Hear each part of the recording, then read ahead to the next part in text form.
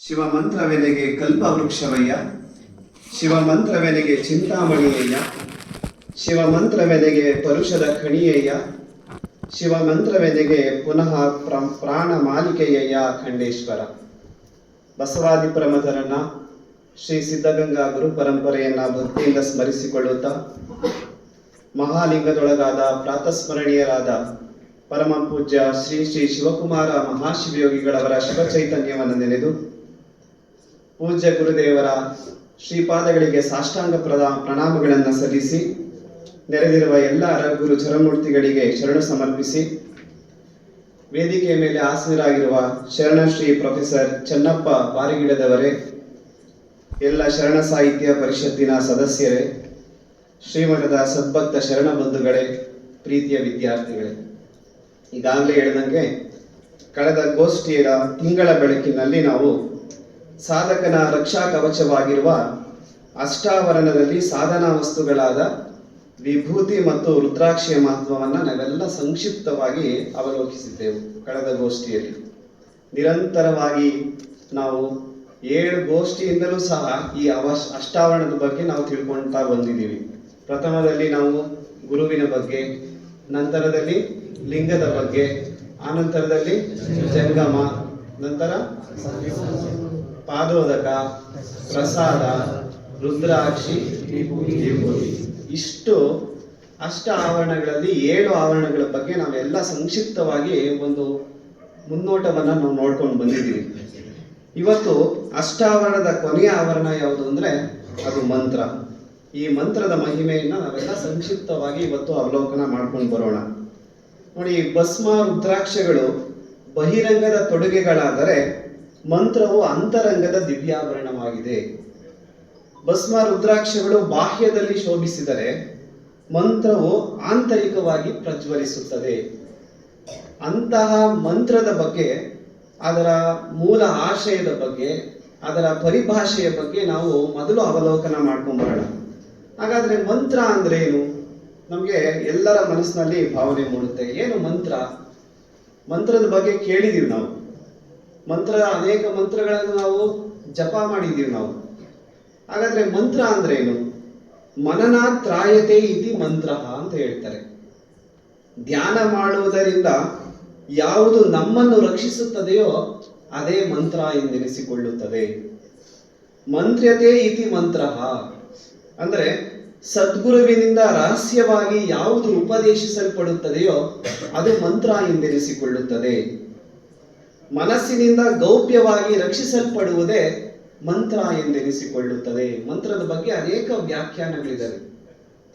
ತನ್ನಂತರಂಗದ ದಿವ್ಯ ಚೈತನ್ಯವನ್ನ ಅಥವಾ ಪಶ್ಚಿಮ ಚಕ್ರದ ನಿರಂಜನ ಚೈತನ್ಯವಾದ ಇಷ್ಟಲಿಂಗದ ನಾಮವನ್ನೇ ನಾವು ಮಂತ್ರ ಅಂತ ಕರಿತೀವಿ. ಇಂತಹ ಅನುಪಮದ ಲಿಂಗದ ನಾಮವನ್ನೇ ಷಡಕ್ಷರ ಮಹಾಮಂತ್ರ ಎನ್ನುತ್ತೇವೆ. ಷಡಕ್ಷರ ಮಹಾಮಂತ್ರ ಎನ್ನುತ್ತೇವೆ. ಹಾಗಾದ್ರೆ ಷಡಕ್ಷರ ಮಂತ್ರ ಅಂದ್ರೆ ಏನು? ಹೆಸರಲ್ಲೇ ಇದೆ. ಎಷ್ಟು ಅಕ್ಷರಗಳನ್ನು ಹೊಂದಿರ್ತಕ್ಕಂಥದ್ದು? 6 ಅಕ್ಷರಗಳನ್ನು ಹೊಂದಿರ್ತಕ್ಕಂಥದ್ದೇ ಇದು ಷಡಕ್ಷರ ಮಂತ್ರ. ಪ್ರಣವ ಸಹಿತ ಪಂಚಾಕ್ಷರಿ ಮಂತ್ರವನ್ನ ಷಡಕ್ಷರ ಮಂತ್ರ ಅಂತ ಕರಿತೀವಿ ನಾವು. ಇನ್ನು ಸ್ವಲ್ಪ ಆಳವಾಗಿ ಅಧ್ಯಯನ ಮಾಡೋದಾದ್ರೆ, ಇಲ್ಲಿ ಪ್ರಣವ ಅಂದ್ರೆ ಯಾವುದು, ಪಂಚಾಕ್ಷರಿ ಅಂದ್ರೆ ಯಾವುದು? ಪ್ರಣವ ಅಂದ್ರೆ ಓಂಕಾರ ಅಂತ, ಪಂಚಾಕ್ಷರಿ ಅಂದ್ರೆ ನಮ ಶಿವಾಯ. ಒಟ್ಟಾರೆ 6 ಅಕ್ಷರಗಳುಳ್ಳ ಓಂ ನಮ ಶಿವಾಯ ಎಂಬುದನ್ನು ನಾವು ಷಡಕ್ಷರಿ ಮಂತ್ರ ಎಂದು ಕರೆಯುತ್ತೇವೆ.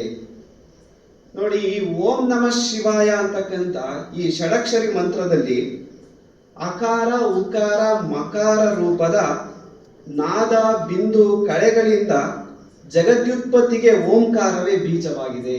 ಓಂಕಾರದಲ್ಲಿ 3 ಅಕ್ಷರಗಳನ್ನು ನಾವು ಗಮನಿಸಬಹುದು. ಒಂದು ಅಕಾರ, ಉಕಾರ, ಮಕಾರ. ಈ ಅಕಾರ, ಉಕಾರ, ಮಕಾರಗಳೇ ಸೇರಿ ಓಂಕಾರ ಆಗಿರ್ತಕ್ಕಂಥದ್ದು ನಾವು ಕಾಣಬಹುದು.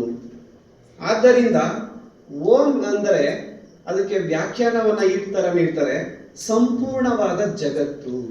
ಇದುವರೆಗೂ ನೀವು ಓಂ ನಮ ಶಿವಾಯ ಅಂತ ಜಪ ಮಾಡಿದ್ರಲ್ಲ, ಅದಕ್ಕೆ ಒಂದು ವ್ಯಾಖ್ಯಾನ ಇದೆ, ಅದಕ್ಕೊಂದು ಅರ್ಥ ಇದೆ. ಓಂ ಅಂದ್ರೆ ಸಂಪೂರ್ಣವಾಗಿರುವಂತಹ ಜಗತ್ತು, ನಮಃ ಎಂದರೆ ನಾ ಮಮೇದಂ ಅಂತಕ್ಕಂಥದ್ದು ಅಂದ್ರೆ ನನ್ನದಲ್ಲ. ಶಿವಾಯ ಎಂದರೆ ಶಿವನಿಗೋಸ್ಕರವಿರುವುದು.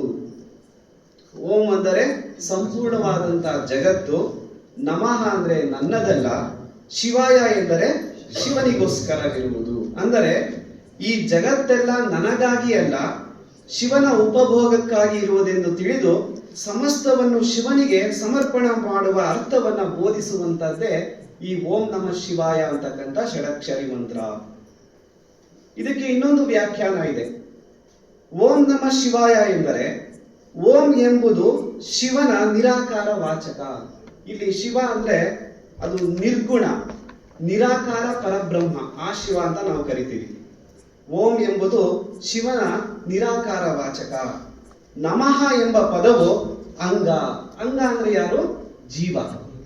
ಈ ಜೀವನನ್ನ ಅದು ಸೂಚಿಸುತ್ತದೆ. ಶಿವ ಎಂಬ ಪದವು ಲಿಂಗನನ್ನು ಸೂಚಿಸುತ್ತದೆ. ಓಂ ನಮಃ ಶಿವ. ಇನ್ನೊಂದು ಪದ ಉಳ್ಕೊಂತು, ಅಯ ಅಂತಕ್ಕಂಥ ಪದ. ಈ ಅಯ ಎಂಬುದು ಲಿಂಗ ಮತ್ತು ಅಂಗದ ಸಂಬಂಧವನ್ನು ಬೋಧಿಸುತ್ತದೆ. ಒಟ್ಟಾರೆಯಾಗಿ ಲಿಂಗಾಂಗ ಸಂಬಂಧವನ್ನ ಬೋಧಿಸುವ ಈ ಷಡಕ್ಷರ ಮಂತ್ರವನ್ನ ನಾವೆಲ್ಲ ಮಂತ್ರಗಳ ರಾಜ ಅಂತ ಕರಿತೀವಿ ನಾವು. ಮುಂದೆ ಈ ನಮಃ ಶಿವಾಯ ಎಂಬ ಪಂಚ ಬೀಜಾಕ್ಷರಗಳಿಗೂ ಓಂಕಾರವೇ ಮೂಲ.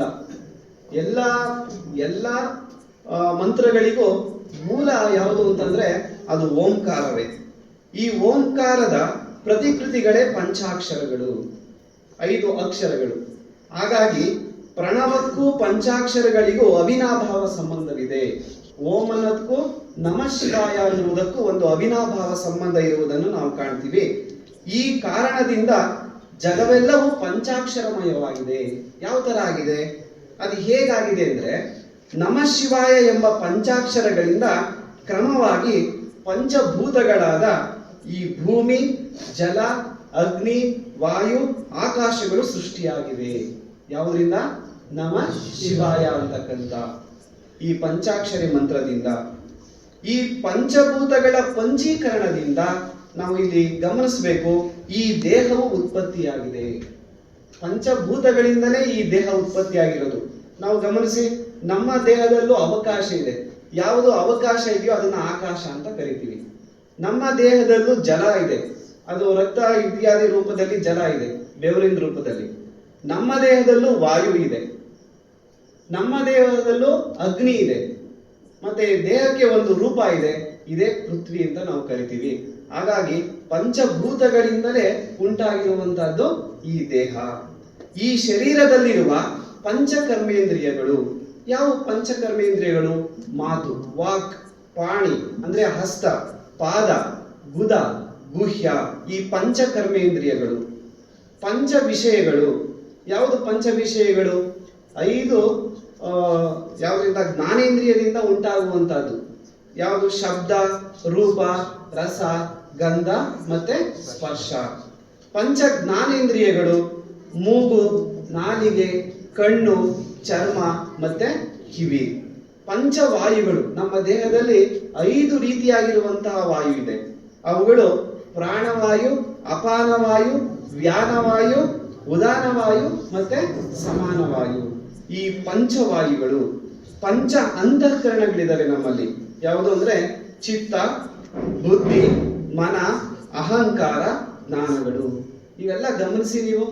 ಇವೆಲ್ಲವನ್ನ ಗಮನಿಸಿದಾಗ ಎಲ್ಲವೂ ಎಷ್ಟು ಅಕ್ಷರದಿಂದ ಕೂಡಿದಾವೆ? 5 ಅಲ್ವಾ? ಈ 5 ಅನ್ನೋದಕ್ಕೆ ಒಂದು ವಿಶೇಷವಾಗಿರ್ತಕ್ಕಂಥ ಅಂದ್ರೆ ಇವು ಪ್ರಸಿದ್ಧವಾಗಿದೆ. ಆದ್ರಿಂದ ಇವುಗಳೆಲ್ಲವೂ ಯಾವುದರಿಂದ ಉತ್ಪತ್ತಿಯಾಗಿದೆ ಅಂದ್ರೆ ಪಂಚಾಕ್ಷರಗಳಿಂದಲೇ ಉತ್ಪತ್ತಿಯಾಗಿರ್ತಕ್ಕಂಥದ್ದು ನಾವು ಗಮನಿಸಬಹುದು. ಇಂತಹ ಈ ಮಂತ್ರ ಧ್ಯಾನದಿಂದ ಪ್ರಾಣವನ್ನು ಪ್ರಣವ ಪಂಚಾಕ್ಷರಿಯನ್ನಾಗಿ ಅರ್ಥಾತ್ ಮಂತ್ರಮಯವನ್ನಾಗಿ ಮಾಡಿಕೊಳ್ಳುವುದೇ ಶರಣನ ಪರಿಪೂರ್ಣ ಜೀವನವಾಗಿದೆ. ಓಂ ನಮಃ ಶಿವಾಯ ಅಂತಕ್ಕಂಥ ಒಂದು ಮಹಾಮಂತ್ರವನ್ನ ಇಟ್ಟುಕೊಂಡು ನಮ್ಮ ಜೀವನವನ್ನ ಪರಿಪೂರ್ಣದೆಡೆಗೆ ಸಾಗಿಸಿಕೊಳ್ಳಬಹುದಾಗಿದೆ. ಓಂ ನಮಃ ಶಿವಾಯ ಅಷ್ಟೇ ಅಲ್ಲ, ನಮ್ಮ ಬದುಕಿಗೆ ದಿವ್ಯ ಮಾರ್ಗವನ್ನ ತೋರಿದ ಮಹಾಪುರುಷರ ನಾಮವನ್ನು ಸಹ ನಾವೇನ್ ಮಾಡ್ತೀವಿ ಅಂತಂದ್ರೆ ನಾವು ಮಹಾಮಂತ್ರವನ್ನಾಗಿ ಇಟ್ಕೊಂಡಿದ್ದೀವಿ. ಉದಾಹರಣೆ, ನಮಗೆ ಶರಣ ಮಾರ್ಗವನ್ನ ತೋರಿದಂತವರು ಅಣ್ಣ ಬಸವಣ್ಣನವರು. ಅದಕ್ಕೆ ನಾವು ಓಂ ಶ್ರೀ ಗುರು ಬಸವಲಿಂಗಾಯ ನಮಃ ಅಂತ ಕರಿತೀವಿ ನಾವು. ಇನ್ನೊಂದು ಮಂತ್ರವನ್ನ ನಾವೆಲ್ಲ ಜಪ ಮಾಡಿದೋ ನಮ್ಮ ಬದುಕಿಗೆ ಸನ್ಮಾರ್ಗವನ್ನ ತೋರಿದವರು ಯಾರು ಅಂದ್ರೆ ಅದು ಪರಮ ಪೂಜ್ಯ ಶಿವಕುಮಾರ ಮಹಾಶಿವಗಳು. ಅದಕ್ಕೆ ನಾವು ಓಂ ಶ್ರೀ ಗುರು ಶಿವಕುಮಾರೇಶಾಯ ನಮಃ ಅಂತ ನಾವು ಉಚ್ಚಾರಣೆ ಮಾಡ್ತಕ್ಕಂಥದ್ದು. ಈ ರೀತಿಯಾಗಿರ್ತಕ್ಕಂಥ ಮಹಾಮಂತ್ರವನ್ನ ಹಿಡಿದು ನಮ್ಮ ಜೀವನವನ್ನ ಪರಿಪೂರ್ಣದೆಡೆಗೆ ಸಾಗಿಸಿಕೊಳ್ಳಬಹುದಾಗಿದೆ.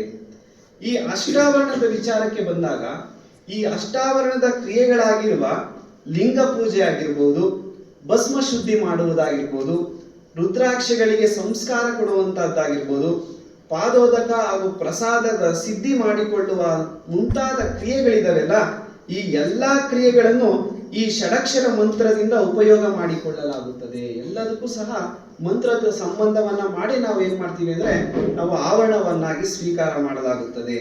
ಇಷ್ಟಲಿಂಗ ಪೂಜಾ ಪಾರಾಯಣನಾದವನು ಏಕಾಗ್ರ ಚಿತ್ತನಾಗಿ ಪ್ರಣವ ಸಹಿತವಾದ ಪಂಚಾಕ್ಷರ ಮಂತ್ರವನ್ನ ಪ್ರತಿದಿನವೂ ಜಪಿಸಬೇಕು. ಮಂತ್ರ ಜಪವನ್ನ ಷಷ್ಠಲಾನುಗುಣವಾಗಿ ಮಾಡುವರು. ಅದರಲ್ಲಿ ಪ್ರಮುಖವಾಗಿ ಮಂತ್ರ ಪಲ್ಲವ, ಮಂತ್ರಾಂಗ, ಮಂತ್ರನ್ಯಾಸ, ಜಪಭೇದ, ಜಪೋಚ್ಚಾರ ಭೇದ, ಜಪಮಾಲೆ, ಜಪಸಂಖ್ಯೆ ಮೊದಲಾದವುಗಳನ್ನು ಗುರುಮುಖದಿಂದ ನಾವು ತಿಳಿದುಕೊಳ್ಳಬೇಕು. ಅದರಲ್ಲಿ ನಾವು ಪ್ರಮುಖವಾಗಿ ಈ ಜಪ ವಿಧಾನದಿಂದ ಮಂತ್ರವನ್ನ ನಾವು ಉಚ್ಚಾರಣೆಯನ್ನ ಮಾಡ್ಕೊಂತೀವಿ. ಮೊದಲೇ ನಾವು ಜಪ ಅಂದ್ರೆ ಏನು ಅಂತ ತಿಳ್ಕೊಳ್ಳೋಣ. ನೋಡಿ, ಜಪ ಅಂದ್ರೆ ಏಕಚಿತ್ತದಿಂದ ಲಿಂಗದಲ್ಲಿ ದೃಷ್ಟಿಯನ್ನು ಇರಿಸಿಕೊಂಡು ಏಕಲಕ್ಷ್ಯವಾಗಿ ಮಹಾಮಂತ್ರದ ಅರ್ಥವನ್ನ ಗ್ರಹಿಸುತ್ತಾ ಸಾವಧಾನವಾಗಿ ಪುನಃ ಪುನಃ ಸ್ಮರಿಸುವುದೇ ಜಪ ಎಂದೆನಿಸಿಕೊಳ್ಳುತ್ತದೆ, ಮಂತ್ರ ಜಪ ಎಂದೆನಿಸಿಕೊಳ್ಳುತ್ತದೆ. ಜಪವೆನ್ನುವುದು ನಾವು ಗಮನಿಸಬೇಕಿಲ್ಲಿ ಅದು ಒಂದು ಮಾನಸಿಕ ಕ್ರಿಯೆ, ಮನಸ್ಸಿನಲ್ಲಿ ಆಗುವಂತಹ ಒಂದು ಕ್ರಿಯೆ. ಈ ಜಪಕ್ಕೆ ಸಂಬಂಧಪಟ್ಟಂತ ಒಂದು ಅಷ್ಟು ವಿಚಾರಗಳನ್ನು ನಾವು ಗ್ರಹಿಸೋಣ. ಒಂದು ಜಪದ ವಿಧಾನ ಯಾವುದು ಅಂತ. ಜಪದ ವಿಧಾನಗಳನ್ನು ನಾವು ಎರಡು ಪ್ರಮುಖವಾಗಿ ಅಂಶಗಳನ್ನ ಗಮನಿಸಬಹುದು. ಒಂದು ಕರಜಪ, ಮತ್ತೊಂದು ಮಣಿ ಜಪ ಅಂತ. ಕರಜಪ ಅಂದ್ರೆ ನಮ್ಗೆ ಇಷ್ಟಲಿಂಗದ ದೀಕ್ಷಾ ಸಂಸ್ಕಾರ ಆದ್ಮೇಲೆ ಗುರುಗಳು ಗೌಪ್ಯವಾಗಿ ನಮ್ಗೆ ಕರಜಪವನ್ನ ನಮ್ಗೆ ಏನ್ ಮಾಡ್ತಾರೆ, ಅದನ್ನ ಜಪಿಸುವುದಕ್ಕೆ ಆ ವಿಚಾರವನ್ನ ನಮ್ಗೆ ನೀಡ್ತಾರೆ.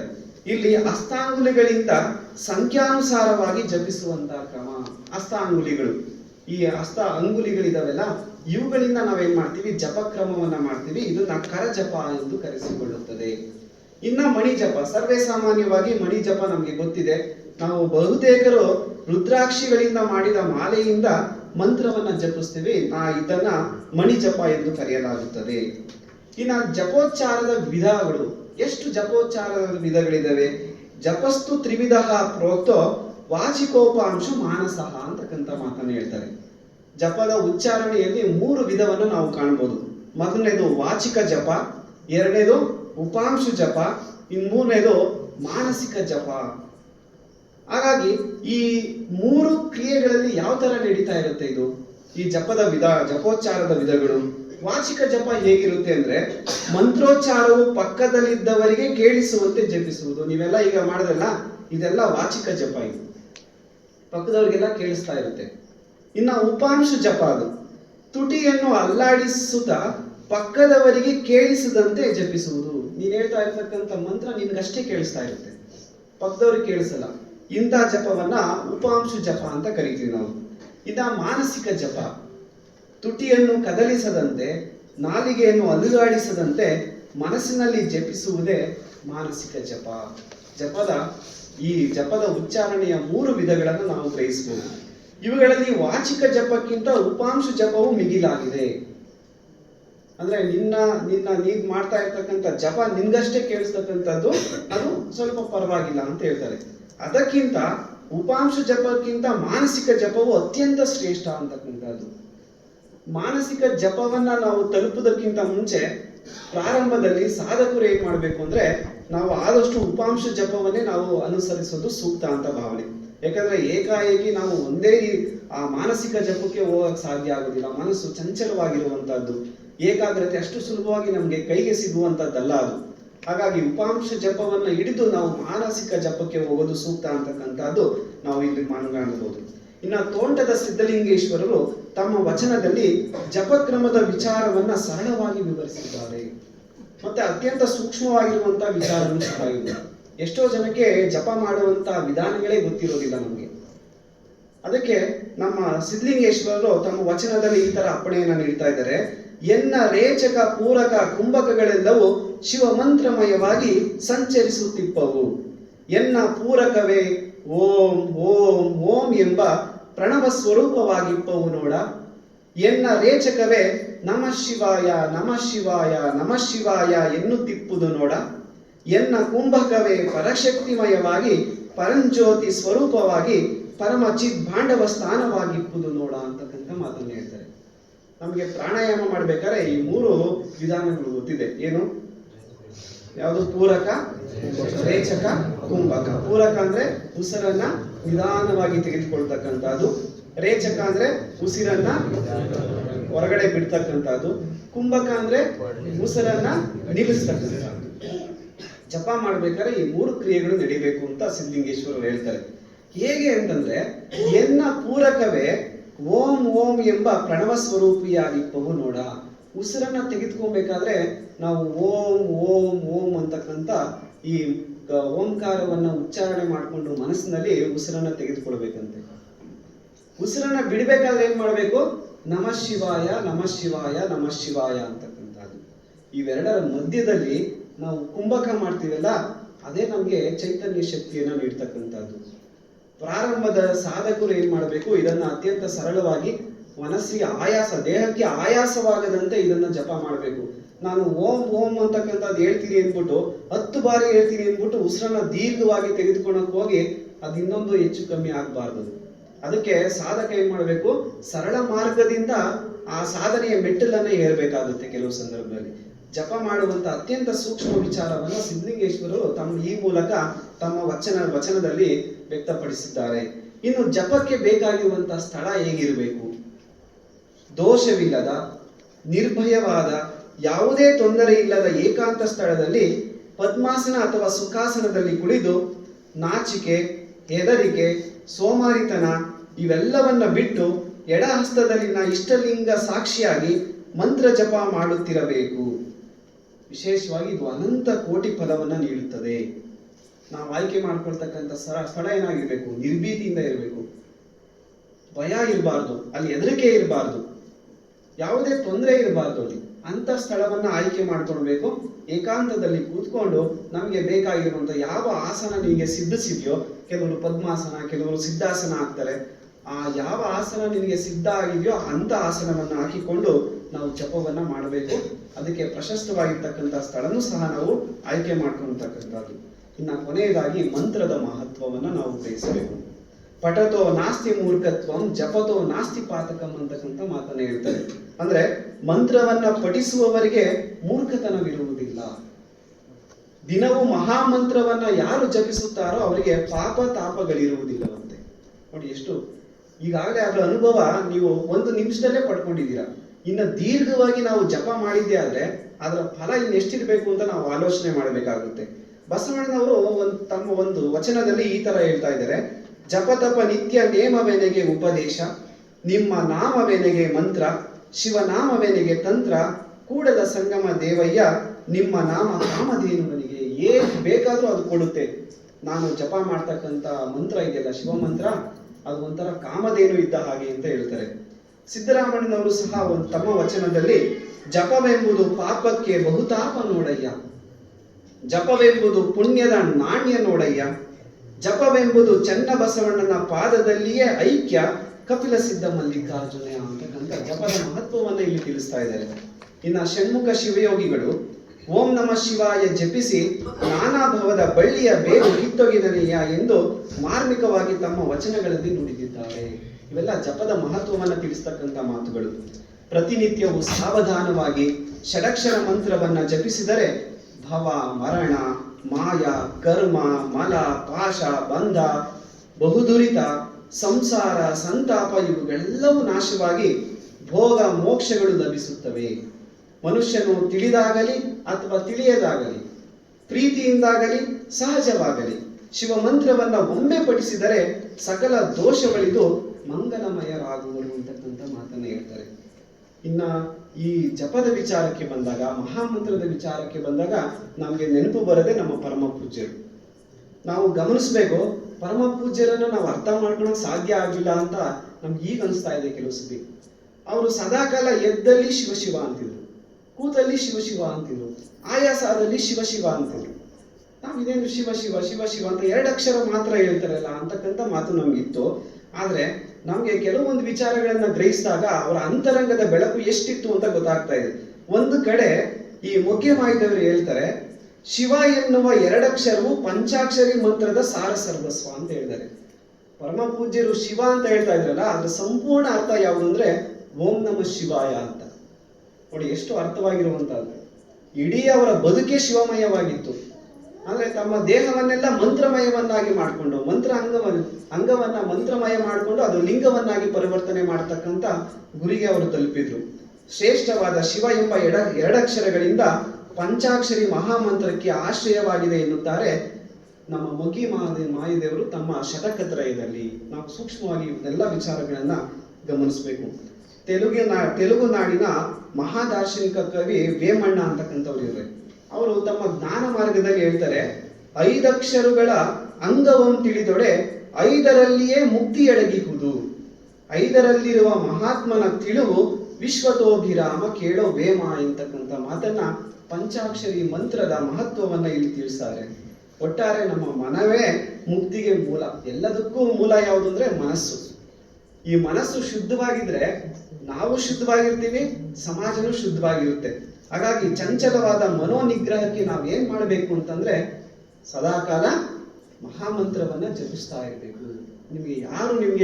ನಿಮ್ಗೆ ದಿವ್ಯ ಮಾರ್ಗವನ್ನ ಯಾರು ತೋರಿಸಿದಾರೋ ಆ ಮಹಾಮಂತ್ರವನ್ನೇ ಉಚ್ಚಾರಣೆ ಮಾಡಿ ನಿಜಕ್ಕೂ ನಮ್ಮ ಬದುಕು ವಾಸನ ಆಗುತ್ತೆ ಅಂತಕ್ಕಂಥ ಈ ಮಂತ್ರದ ವಿಚಾರವನ್ನು ಇಷ್ಟು ಗ್ರಹಿಸಬಹುದು.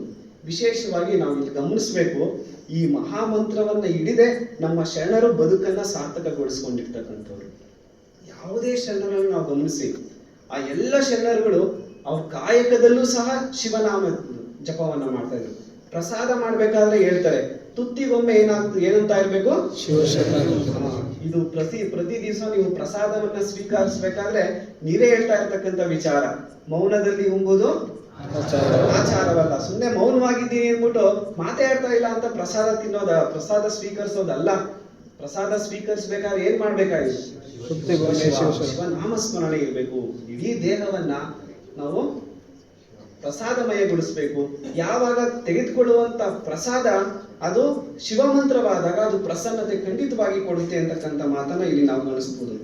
ಇವತ್ತಿನ ಒಂದು ವಿಶೇಷವಾಗಿ ಈ ಶಿವತತ್ವ ಚಿಂತನಾ ಗೋಷ್ಠಿಯಲ್ಲಿ ನಾವು ಒಬ್ರು ಮಹಾತ್ಮರ ಬಗ್ಗೆ ನಾವು ಇವತ್ತು ಅನೇಕ ವಿಚಾರಧಾರೆಗಳನ್ನ ನಾವು ಅರ್ಥಕೊಂಡಿದ್ದೀವಿ ಅಲ್ವಾ. ವ್ಯೋಮಮೂರ್ತಿ ಅಲ್ಲಮ ಪ್ರಭುದೇವರು.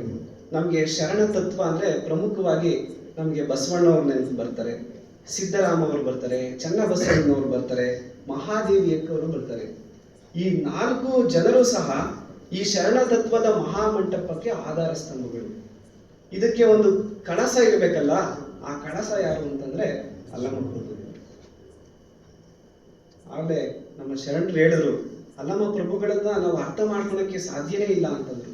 ಯಾಕೆ ಅಂತಂದ್ರೆ ಬಸವಣ್ಣ ಜಗತ್ತಿಗೆ ಗೊತ್ತಿತ್ತು, ಆದ್ರೆ ಬಸವಣ್ಣನಲ್ಲಿ ಒಬ್ಬ ನಿಜ ಬಸವಣ್ಣನವನ್ನ ಈ ಜಗತ್ತಿಗೆ ತೋರಿಸ್ತಂತವ್ರು ಯಾರು ಅಂದ್ರೆ ಅದು ಅಲ್ಲಮ ಪ್ರಭುದೇವರು. ಸಿದ್ದರಾಮನಲ್ಲಿ ಮತ್ತೊಬ್ಬ ಸಿದ್ದರಾಮನನ್ನ ಈ ಜಗತ್ತಿಗೆ ಪ್ರಕಟ ಮಾಡಿದವರು ಯಾರಾದ್ರೂ ಇದ್ರೆ ಅದು ಅಲ್ಲಮ ಪ್ರಭುದೇವರು. ಮಹಾದೇವಿ ಅಕ್ಕನಲ್ಲಿ ಇನ್ನೊಬ್ಬ ಅಕ್ಕ ಅಡಗಿದಾಳೆ ಅಂತಕ್ಕಂಥ ಮಾತನ್ನ ಈ ಜಗತ್ತಿಗೆ ಅನುಭವ ಮಂಟಪದ ಮೂಲಕ ತೋರಿಸಿದ್ದು ಯಾರು ಅಂತಂದ್ರೆ ಅದು ಅಲ್ಲಮ ಪ್ರಭುದೇವರು. ಚನ್ನಬಸವಣ್ಣನವರ ಅವಿರಳ ಜ್ಞಾನಿ ಚನ್ನಬಸವಣ್ಣನವರಾಗಿ ಪರಿವರ್ತನೆ ಮಾಡುವುದರಲ್ಲಿ ಯಾರು ಅಲ್ಲಮ ಪ್ರಭುದೇವರ ಕೊಡುಗೆನೂ ಸಹ ಅಪಾರವಾಗಿರ್ತಕ್ಕಂಥದ್ದು ನಾವು ಇಲ್ಲಿ ಸ್ಮರಿಸ್ಕೊಳ್ಬೇಕು. ನಿಜಕ್ಕೂ ಇಂತಹ ಒಬ್ಬ ಶರಣರನ್ನ ನಾವು ಇವತ್ತು ನಮ್ಮ ಜೀವನದಲ್ಲಿ ನಾವು ಸ್ಮರಣೆ ಮಾಡ್ಕೊಂಡಿದ್ದೀವಿ ಅಂದ್ರೆ ಅದೇ ಒಂದು ದಿವ್ಯ ಮಹಾಮಂತ್ರ. ಅಲ್ಲಮ ಪ್ರಭುದೇವರ ಜೀವನ ಚರಿತ್ರೆಯನ್ನ ಸುಮಾರು ಸಮಯದಲ್ಲಿ ನಾವು ಕೇಳಿದ್ದೀವಿ ಅಂದ್ರೆ ಅವರ ನಾಮಸ್ಮರಣೆಯೇ ನಮ್ಗೆ ಮಹಾಮಂತ್ರ ಇರುತ್ತೆ. ನಿಜಕ್ಕೂ ಶರಣರ ಮಾರ್ಗದಲ್ಲಿ ಅನುಸರಿಸಿರ್ತಕ್ಕಂಥವ್ರ ಮಾತೇ ಒಂಥರ ಬದಲಾವಣೆ ಇರ್ತದೆ. ಅವ್ರ ಮಾತಿನಲ್ಲಿ ಮಹತ್ವವನ್ನ ನಾವು ಗಮನಿಸಬೇಕು. ಬಾಯಿ ಹಿಡಿದವರು ಪ್ರಾರಂಭದಲ್ಲಿ ಮಾತಾಡ್ಬೇಕಾದ್ರೆ ಒಂದು ಮಾತನ್ನ ಹೇಳ್ತಾ ಇದ್ರು, ನಮ್ಮ ನಿರೂಪಕರು ಏನೇನೋ ಹೇಳಿದ್ರು ಅದ್ಯಾವುದೂ ನಾನಲ್ಲ ಅಂದ್ರು. ಅಲ್ಲಮನೂ ಅದೇ ಹೇಳಿದ್ದು, ನಾನಲ್ಲ ಅನ್ನೋರ್ನೇ ಅಲ್ಲಮ ಅಂತ ಕರಿತೀವಿ ನಾವು. ಹಾಗಾಗಿ ನಾನು ಏನೂ ಅಲ್ಲ ಅಂತ ಅನ್ಕೊಂಡು ಈ ಜಗತ್ನಲ್ಲಿ ಬದುಕೋದಿದೆಯಲ್ಲ ನಿಜವಾಗ್ಲೂ ನಾವೆಲ್ಲರೂ ಅಲ್ಲಮರ ಆಗ್ಬೋದು. ಅಂತಹ ಅಲ್ಲಮರ ತತ್ವವನ್ನು ನಾವು ಬದುಕಿನಲ್ಲಿ ನಾವು ಅಳವಡಿಸ್ಕೊಂಡಿದ್ದೇ ಆದ್ರೆ ಇಂತಹ ಚಿಂತನ ಗೋಷ್ಠಿಗಳು ನಿಜಕ್ಕೂ ಸಾರ್ಥಕವಾಗುತ್ತೆ. ಇವತ್ತಿನ ಗೋಷ್ಠಿಯಲ್ಲಿ ನಮ್ಮ ಮಠದ ಪರಮ ಭಕ್ತರು ಅವರು, ನಾವೆಷ್ಟೋ ಸತಿ ನಾವು ಬಾಲ್ಯದಲ್ಲಿ ಸಹ ಅವ್ರ ಮಾತುಗಳನ್ನ ಕೇಳಿರ್ತಕ್ಕಂಥವ್ರು. ಎಷ್ಟೋ ಬಾರಿ ಶ್ರೀಮಠಕ್ಕೆ ಬಂದಿದ್ದಾರೆ, ತಮ್ಮದೇ ಆಗಿರ್ತಕ್ಕಂಥ ಪ್ರವಚನವನ್ನ ಇಲ್ಲಿ ನೀಡಿದ್ದಾರೆ. ಇವತ್ತು ಸಹ ಅವರದೇ ಆಗಿರ್ತಕ್ಕಂಥ ಶೈಲಿಯಲ್ಲಿ ಯಾವುದು ನಮ್ಮ ವ್ಯೋಮಮೂರ್ತಿಯಾಗಿರ್ತಕ್ಕಂಥ ಅಲ್ಲಮ ಪ್ರಭುದೇವರನ್ನ ನಮ್ಮ ಮುಂದೆ ಅವರ ದರ್ಶನವನ್ನ ಮಾಡಿಸುವಂತ ಕೆಲಸವನ್ನ ಮಾಡಿದ್ದಾರೆ. ನಿಜಕ್ಕೂ ಅವರಿಗೆ ಸಮಯ ಸಾಕಾಗಿಲ್ಲ ಅಂತಲೇ ನಾನು ಭಾವಿಸ್ತೀವಿ. ಸಾಸಿರದ ಒಂದು ಭಾಗದಷ್ಟೇ ನಾವು ಅಲ್ಲಮ ಪ್ರಭು ಬಗ್ಗೆ ನಾವು ತಿಳ್ಕೊಂಡಿರೋದು.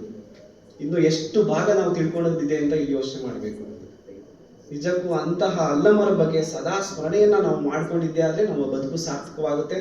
ಅದ್ರ ಜೊತೆಗೆ ಇವತ್ತು ನಮ್ಮ ತುಮಕೂರಿನ ಅನೇಕ ಶರಣ ಬಂಧುಗಳು, ಅದರಲ್ಲೂ ವಿಶೇಷವಾಗಿ ತುಮಕೂರಿನ ಶರಣ ಸಾಹಿತ್ಯ ಪರಿಷತ್ತಿನ ಅನೇಕ ಸದಸ್ಯರುಗಳು ಇಲ್ಲಿ ಪ್ರತಿ ತಿಂಗಳು ಸಹ ಈ ಗೋಷ್ಠಿಯಲ್ಲಿ ಬಂದು ಭಾಗವಹಿಸಿ ಗೋಷ್ಠಿಯನ್ನ ಯಶಸ್ವಿಗೊಳಿಸ್ತಾ ಇರ್ತಾರೆ. ಅವರಿಗೂ ಸಹ ಶ್ರೀಮಠದ ಪರವಾಗಿ ನಾವು ಧನ್ಯವಾದಗಳನ್ನು ತಿಳಿಸಬೇಕು.